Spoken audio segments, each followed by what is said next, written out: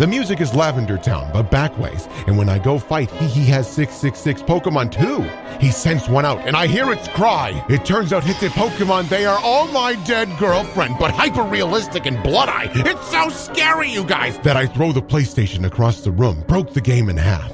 Next day, I get roommate to play. He's like, probably is not that scary. But she turned on the game, and the screen was a picture of us.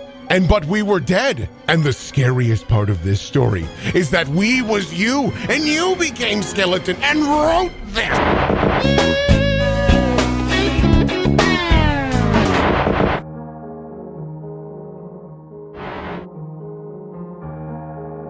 Welcome, one and welcome all, to the spookiest episode of Bradley Uppercrust to date. This episode, you'll shit your pants. That's a guarantee. Anyway, I'm August, movie reviewer. This is my channel. That's true. And who is with me? Spooky ghost. It's Demonica, the spookiest. I'm Demonica. Yeah. .exe. Holy shit! And that's right. Today we're talking about the afterbirths of internet. I can't. We're talking about afterbirth, everybody. Let's go. This is the topic everyone wants to hear about. Everyone. This is the episode. You all want our takes on it. We're talking about creepypastas. Afterbirth creepypasta. Yeah. Anyways, as always, we've got our sponsor to shout out. Go subscribe to Horsecock VPN. Horsecock VPN for just like 5 installments of $10.99 per month. You can get Horsecock VPN for 3 weeks. It's a good deal. It's a great deal, and with our special promo code, Creepypasta, you can get 2% off Horsecock VPN. You can get 1 week. For 1 week, you can get 2 inches off the horsecock. Now, I know some of you might want those 2 inches back on, but don't use the promo code if that's the case. Simple as Promo that. code Creepypasta. Creepypasta. But creepypastas, I would say, we kind of came of age on a time when the internet was still wild and untamed. A time when the internet was baby. Internet was baby, and it was the time when such creepypastas, I think, it could form and exist in a context that they made sense at the time. Is what I'm getting at. Nowadays, I don't think creepypastas would have quite the same resonance, I suppose, but that's kind of the thing, right? Yeah. Creepypastas, as they existed before, now is kind of like an outdated thing, because creepypasta was it feels like creepypasta has sort of been exchanged for now for what's ARGs. And sort of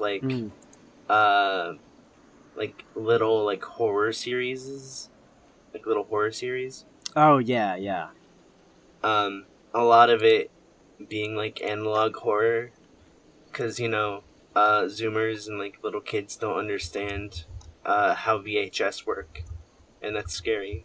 And that's spooky. Oh no, tape degradation. Oh no, magnetic disturbance. The horror. Oh no, you're scaring me. Yeah, I think that's a good way to put it. That's kind of become the replacement for creepypasta.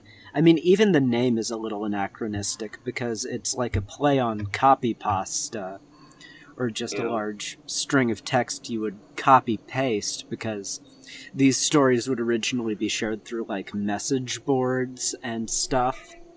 Yeah. And that's how they would kind of get widely disseminated. Yeah, they'd be shared through, like, I guess the earliest form of creepypasta might have been, forwarded emails. The curse emails. The cursed email is a great way to put it, Where, like, oh, there was once this girl who didn't have eyes, and forward this email to 5 friends, or the girl is gonna come into your room and take your eyes. Oh no! She's there. There was a man with no cock. And if you don't forward this email, he'll take your cock. He will take your cock. There was once this horse.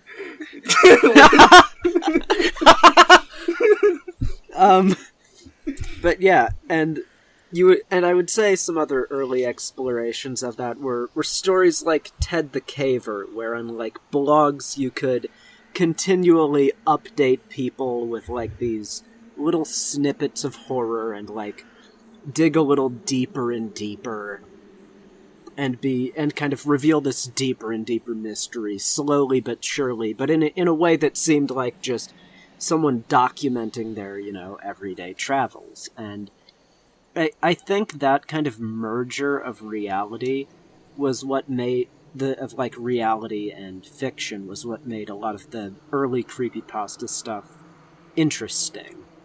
Hell yeah. And I guess another form that creepypasta has sort of like, it kind of went from emails to it kind of started to have like dedicated spaces online, like the creepypasta wiki, and I think at some point people were just writing stories to then just like post onto there. Yeah, and so it became like a very direct medium rather than stuff that would get passed around and shared. And it feels like, that kind of ruins a bit of the mystique almost. Right. And well, August, what are some of your earliest creepypasta memories? A lot of my earliest memories come from the YouTube channel, Tat's Top Videos. Oh god, yeah. I was raised on those videos. Yeah, and they would make like these gigantic, for listeners who don't know, they would make these like gigantic top however many lists of like the top 20 or so, like I'll just read off some examples. Top 15 ritual creepypastas, top 25 lost episode creepypastas, top Yeah. And they would do those, but they would have like pretty slick production value for like 2014 YouTube. Yeah, I think they were like a team of like people like putting together like the lists and the videos. Yeah, because they would have like different narrators too, and like I think they also had animators because they worked with like SFM animation. Yeah, that's right. With like Source Filmmaker and stuff. Dude, it's funny because I remember they had like a top 10 like My Little Pony video.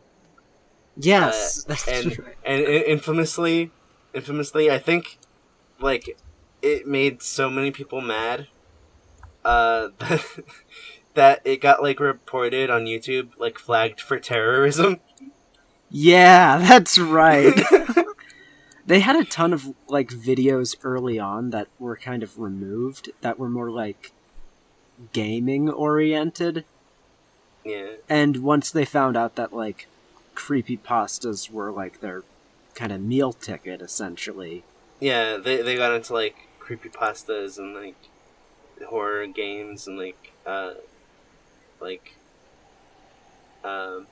SCP stuff. SCP, yes, that's a big one that I was. The SCP is interesting because it's sort of like its own like creepypasta like subculture Yes, kind of thing. and Where it's like this, it's this pocket of like essentially people writing like stories of like their own monsters or like their own like entities or creatures. Yeah. And they're all kind of contained within this one universe by this super secret government facility.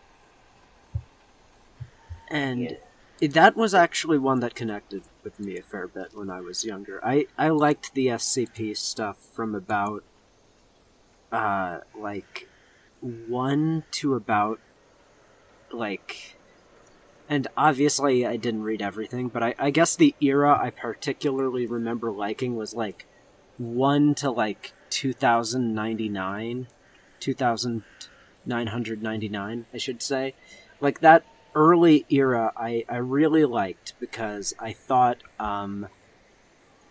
they were like just simplistic little to the point things, and there was like a level of suspension of disbelief which I could buy into. But I feel SCP's problem as it's gone on for so long now is that it just, everybody has to make their own like gigantic world-ending thing, and it just gets out of hand, and it feels like, so there's all of this stuff in this one universe, and this one tiny foundation is holding it all together, and it's never leaked, and it just, it gets a little absurd with the scope of it, I think.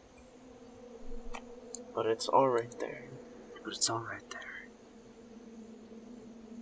You know my favorite SCP? What's your favorite SCP? It's a little calculator. It's a SCP 80085. So calculator, it says boobs. It's my favorite SCP. That's the best one.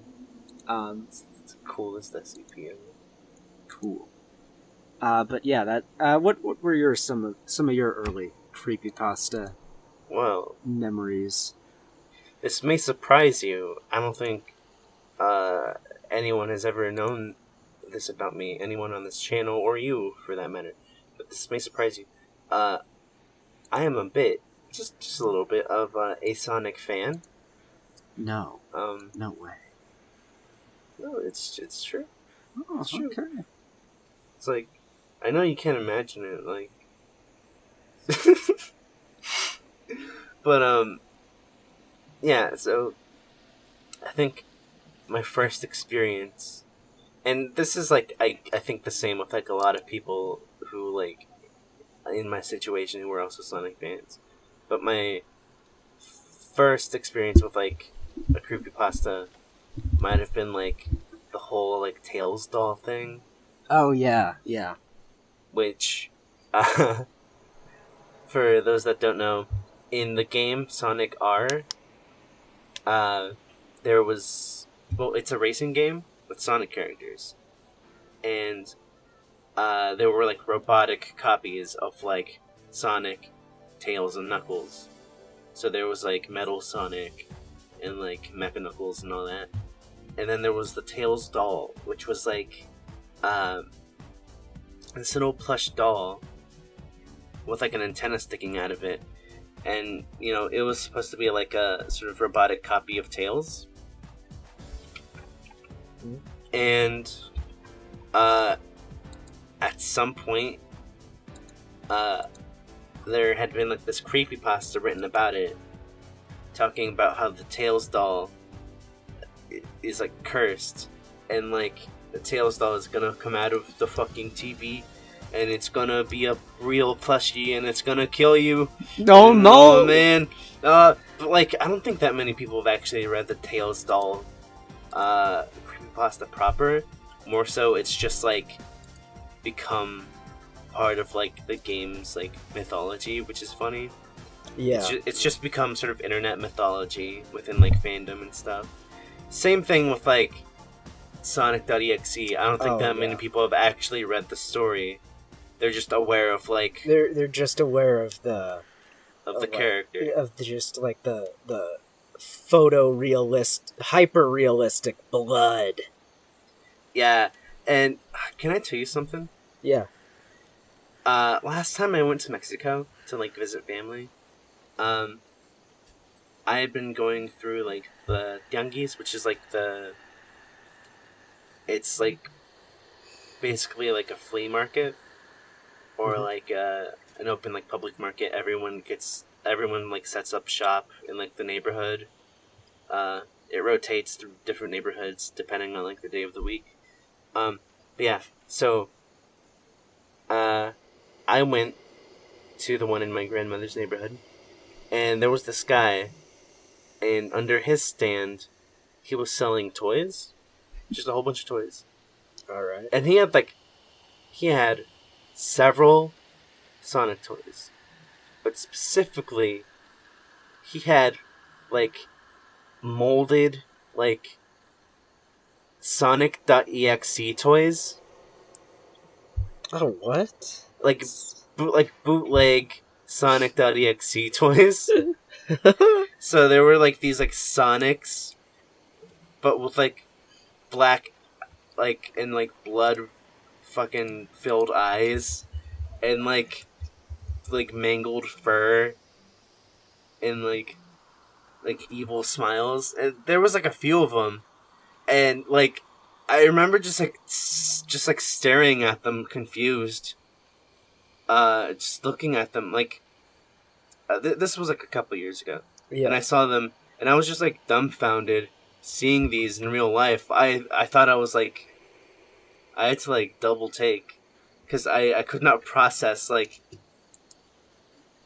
the fucking like length, the osmosis that like Creepypasta has for like just the idea of like some fucking like dumb teenager wrote this like Sonic.exe story, then it like caught on. It just cascaded into popularity to the point that it's like it had like bootlegs made of it that are now being sold in like this little like flea market in like my grandmother's neighborhood in Mexico. Yeah, no, that's a weird way to look at it. Jeez, that's weird. It's fucking crazy. And honestly, I feel like I should have bought one of those Sonic.exe toys. It would have been so funny. Yeah, no, I'm mildly disappointed you didn't, but it's very strange to me that like something like Sonic.exe would seem to have like its own fandom, because whenever I see it, like it always seems so like apart or separated from the rest of like the Sonic franchise that I don't think, like, I think there are just some people who are just interested in Sonic.exe. Yeah. No, but I not think you're right. like Sonic himself. I'm sure you're right, because I know there was I'm dead certain there was a point when I was like more familiar with like Sonic.exe and its like numerous attempts at rebranding than Sonic itself. Yeah. And I guess I think we've kind of been burying the lead here with like some more sugar-coated memories. And we should get to a bit of a heart of the matter here. That being that creepypastas are fucking terrible. Creepypasta dumb. Yeah. Creepypasta stupid. Stupid, dumb. Dumb Creepypasta. No, I mean, yeah, a lot of creepypastas are just kind of fucking stupid. Yeah. Like, it's very funny to like go back and like read some of these and think like, man, like, was I creeped out by this? Yeah. Yeah, and it's not even like I'm not scared of this anymore. It's like, well, this wasn't even really scary to begin with. Like, I was scared of this at one point, period? Yeah. Oh. Yeah, it's just the idea of plushie become real, ghost plushie, Video game blood in evil. video game evil. That was like a whole fucking genre of creepypasta for like the longest time, and I think it was like influenced the most by like Sonic.exe, even though like the Tails doll predates Yeah. it. No, Uh, Sonic.exe and is just I think, simply popular. honestly, Sonic.exe, I think, like, it was kind of a ripoff of like the Tails doll, because it's like the same ending. It's like, oh, then there was like a plushie in real life, and it killed me. Except I wrote this story. And then you became Skeleton and wrote this. Oh no! Except we was you, and you became Skeleton. And you was me! Yes. But yeah. And that's one genre that's kind of all terrible for the same reason. And then there's what I like to call the kind of like entity wandering the earth genre. And this is like your Slenderman. Slenderman. Does whatever Slenderman. Yeah, Slenderman, Jeff the Killer, like the Rake is another one. Sexy Jeff the Killer. Anime Jeff the Killer. Drum with big thunder thighs. It's so funny to me. Jeff the Killer became like a sex symbol. I'm a symbol. I'm an idea. Mr. Joker, if you were a drum, what kind of drum would you be? I'd be a cymbal.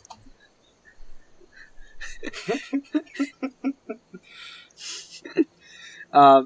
I'm gonna send you sexy Jeff the Killer. Oh yeah. Anime Jeff the Killer. It's very funny how like Jeff the Killer is like all of his like traits kind of got like reinterpreted. It's like, oh, his like burnt like shaggy hair was now messy like scene emo hair. Yeah. And like his like he cut off his eyelids and he had no eyelids and could not blink. He has guy liner. and now they kind of like they took the original image and they just kind of smoothed over every kind of edgy feature of it with time. And that was kind of a degree of philanderization that happened to a lot of the popular sort of creepypastas, which for the most part weren't good to begin with. But like, and some of it you have to feel like this was just written by the author, so like people would draw their OC. Yeah, I mean that's literally what a lot of creepypasta became later on. Was like people coming up with like characters that would like, you know, hoping that they would reach the same level of popularity as like Slenderman or Jeff the Killer or Sonic.exe. Yeah. So you get characters like Photo Negative Mickey. If you don't know who Photo Negative Mickey is, so in the creepypasta Abandoned by Disney, a favorite of ours. Yes, it recants the story of this urban explorer who is exploring like this abandoned Disney attraction, which there is like some real backing to this. There was like an island bought by like Disney for Disney World in Florida that went on unused, and there's just a whole bunch of bullshit that they left there. But basically, this urban explorer is going into the island, and they're like going through like all of Disney shit, and like they're like going into like rooms and like buildings and stuff, and just like searching around. They see like there's like a piece of graffiti on the wall. It says "Abandoned by Disney." Abandoned by And they're God. like, "Whoa. Abandoned by And God." it's yeah. well, they don't see And, that like- part till later. But it's Yeah. in that order. First Disney, then God. Let's make clear. And you know, all of it is like, you know, it's scary, because like the urban exploration can be a scary concept. you know? Yeah, no, definitely. You know, exploring like abandoned like human constructs. You know, the idea of like, well, why was this abandoned? What went wrong? And yeah, You know, what can I find? What if other like urban explorers left and here? I've done my fair share of urban exploring. I will say. You know, it's urban exploration for white people. It's trespassing if you're anyone else. Ouch! Just got added. Yeah, no, but although one time I did almost get arrested for trespassing. That's a true story, but we won't go into that now. Tune into Bradley Uppercrust episode 69 to hear about the time I almost got arrested for trespassing. Anyway, he buttered himself up, and he like slipped away from the police I officers. was very buttery. But no, back to Abandoned by Disney. So in Abandoned by Disney, by the end of the creepypasta, the urban explorer is going into like the costume rooms and sees like all of these like empty, you know, costumes. They find this costume of Mickey Mouse. Only it's not a normal costume of Mickey Mouse. It's photo negative. The colors are inverted. Whoa. So, like, where it's red, it's cyan. Holy shit. Oh my god. And so, as they're like escaping the island, the photo negative Mickey Mouse costume rises up from the ground, and it says, "Wanna see my head come off?" And it takes off its little mascot head. And there's nothing under it, because it's its actual head. And then there's like yellow blood. Because remember, yellow blood, because it's photo negative. You gotta understand. It's photo... Even though yellow isn't the photo negative color of red. The costume itself isn't just photo negative. So blood. The being itself. The being itself is photo negative. It was the real Mickey Mouse, but photo negative. The photo negative. And then when he's running out, he sees, it doesn't just say abandoned by Disney, it's also abandoned by God. And this, like, sends him into a horrified panic state. Even though that's just some, like, generic, edgy bullshit you'll find. Like, and that's what gets me about that creepypasta, is, like, the urban explorer presented is, like, the most chaste, weak bitch possible, because he's scared of that, and it's, like... A real Silent Hill character.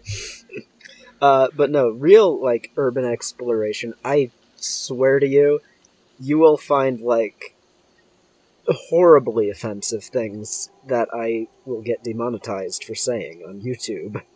You'll find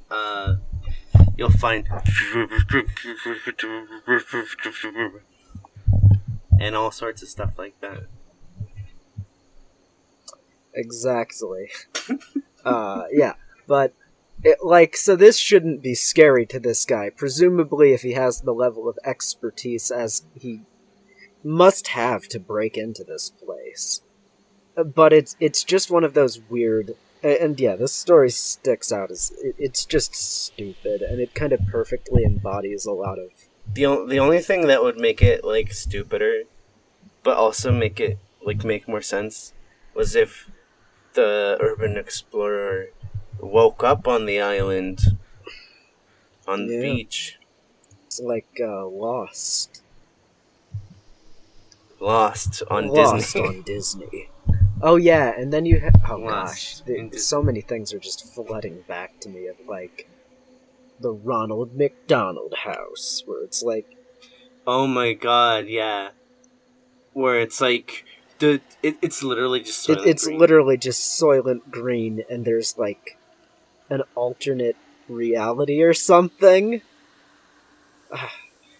And like, okay, doesn't it end with like the narrator like finding like a laptop at a McDonald's or Yeah, something? it does. And writing the story. Yeah, that's what's so funny. Is that he's like lost forever, but he just happened to find a laptop. It's no, like, and I escaped, and I went, the first place I went to was a McDonald's, and I sat next to in a bench next to a Ronald McDonald statue, and there was a laptop, and right now I'm typing this on the laptop, but I don't know how much more time You're I gonna have. get me. The Ronald McDonald then turned Rio and he killed me. Then the Ronald McDonald turned to me and said, "Wanna see my headphone?" The photo negative Ronald McDonald. No.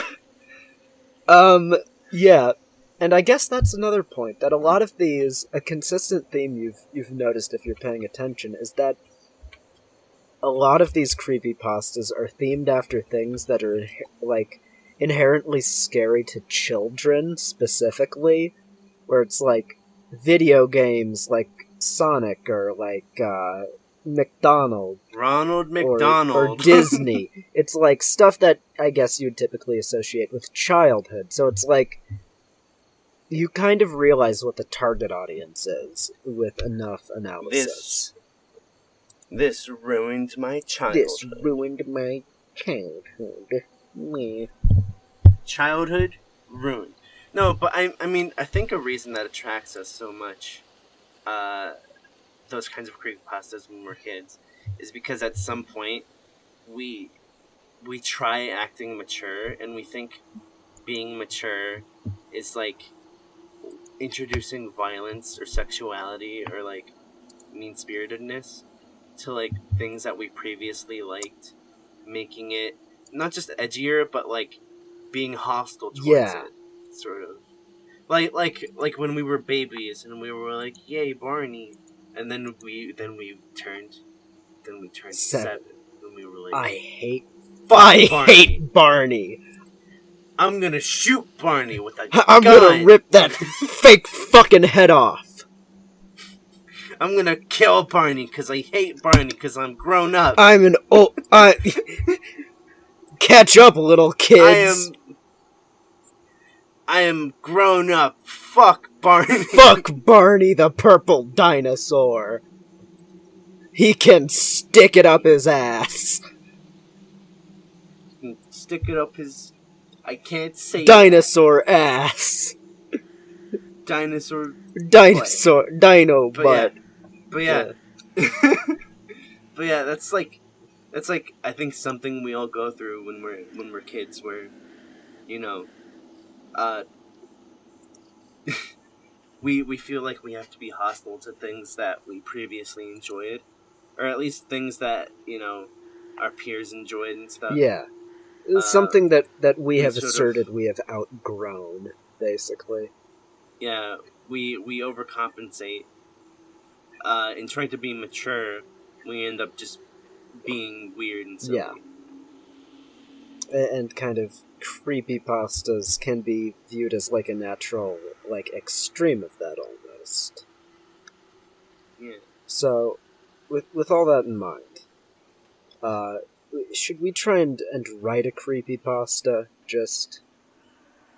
Let's write a let's creepypasta right now, dude. let's do it. What should we, what property from our childhood should we do? Pokemon. Yeah, that's a good one. That's evergreen. Pokemon. Alright, Pokemon. Is it the anime or the game? Oh, I feel the game's a little overdone because you've got like the Lavender Town stuff. So let's do the anime. Oh, hold on. Shout out to that one Pokemon creepypasta where it's like Nurse Joy is all the Nurse Joys are actually trans women serial killers and they're gonna turn you into I Nurse know Joy that too. one. Yeah. They're gonna turn you into Nurse Joy too. If you lose to her in a battle, you become a new Nurse Joy.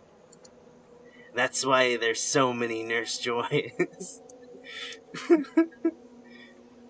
I wouldn't mind being Nurse Joy. That'd be pretty That would be based. I want that. want them Nurse Joy titties. Alright, so this is the Pokemon anime. Pokemon anime. Alright. I think it's best we focus on like Kanto region. Yeah. Alright, so we're in the Kanto region. I was looking through my old box of childhood Pokemon VHS tapes. And I found this Pokemon VHS tape that said the curse of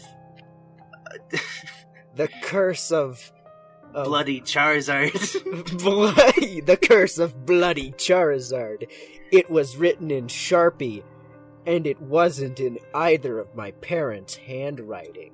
And it had Japanese on it. It had random scribbles on it that I didn't understand. Author's note, it was Japanese.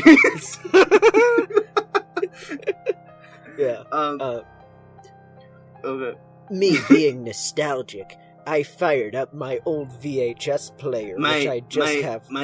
I fired up my computer Nintendo 64 and I put the VHS in.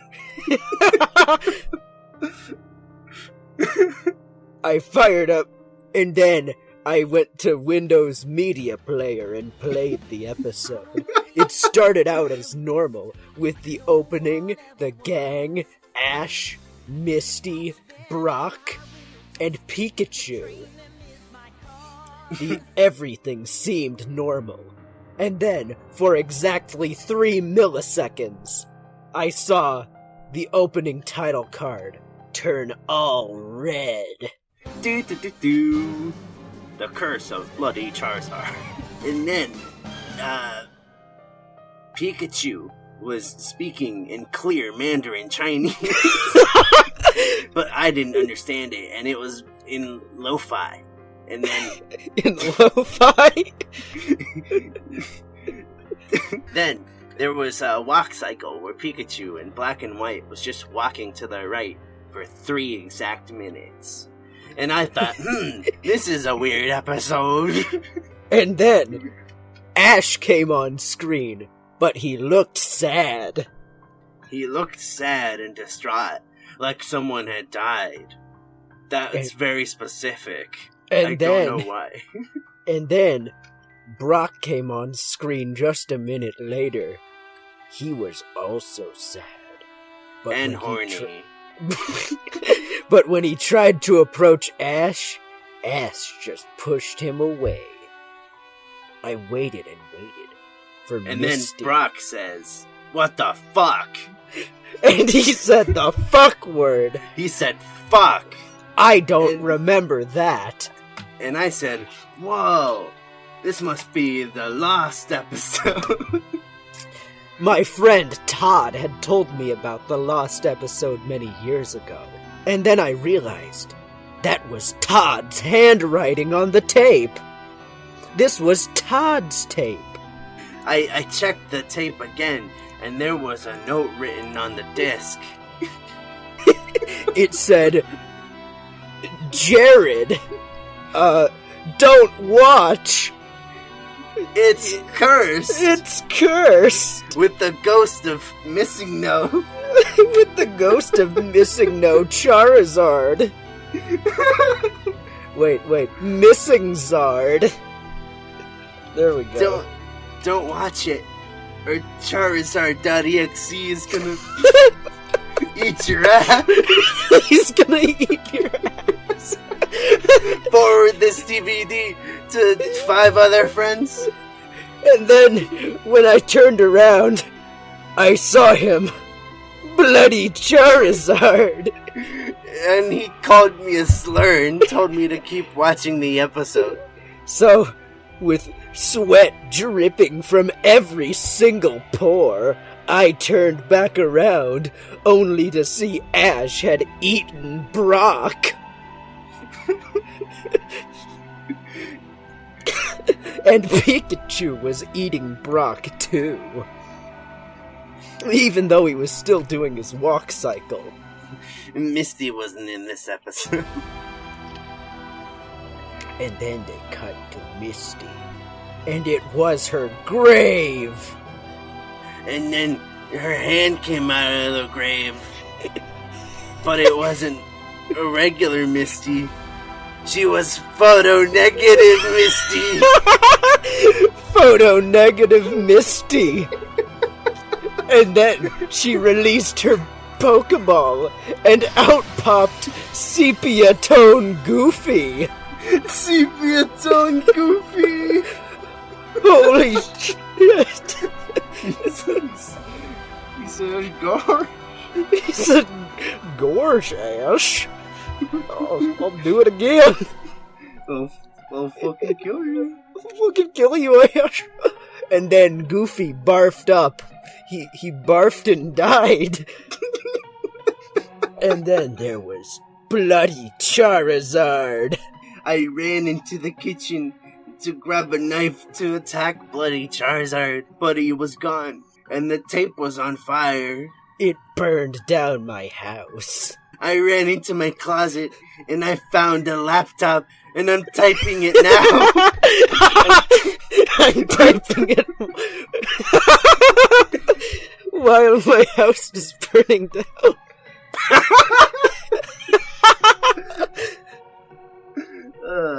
I don't know how much longer my Wi-Fi will hold out. I must post this story.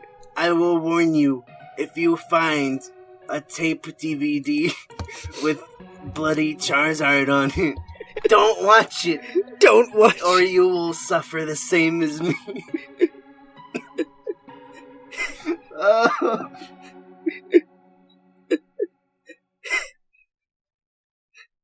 I'd say that was pretty accurate.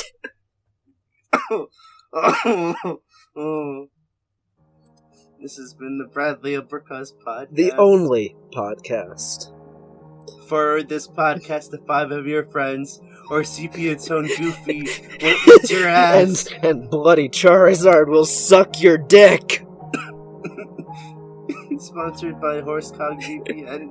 Bye-bye. Bye.